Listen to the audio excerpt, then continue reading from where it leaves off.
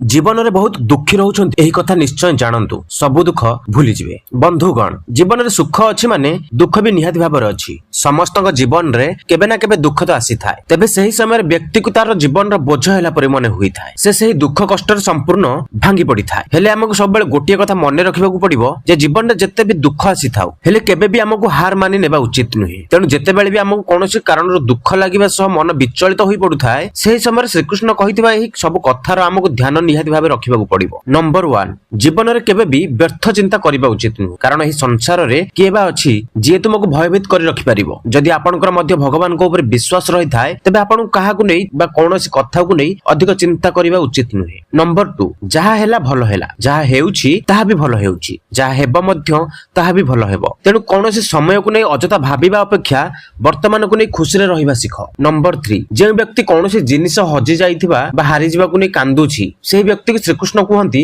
जे कोनोसी कथा को नै अधिक कांदिबा अनुचित, कारण तुमे जेबे आसीथिलो किछि आनी नथिलो, तेणु एठार तुमर किछि भी नाही। तेणु तुमको कोनोसी कथा को नै कांदिबार आवश्यकता कोन अछि। व्यक्ति खाली हाथ रे आसी थाए ओ खाली हाथ रे ही जाई थाए। नंबर 4 तोर मोर किए धनी किए गरीब एही सब भावना निज मन मध्यरु हटाई दियो, तापर तुमे समस्तंकर होई परिबो ओ तुमर समस्त होई परिबे। जेतिक दिन एही पृथ्वी पृष्ठ रे रहिबो सेतिक दिन समस्तंक सह भलो संपर्क रक्षा करी गोटे सुंदर मनिषटी होई रुह। तेबे एही सब कथा को ध्यान रखिले जीवन रे केबे भी तुमे कष्ट रहइबो नाही। जय जगन्नाथ।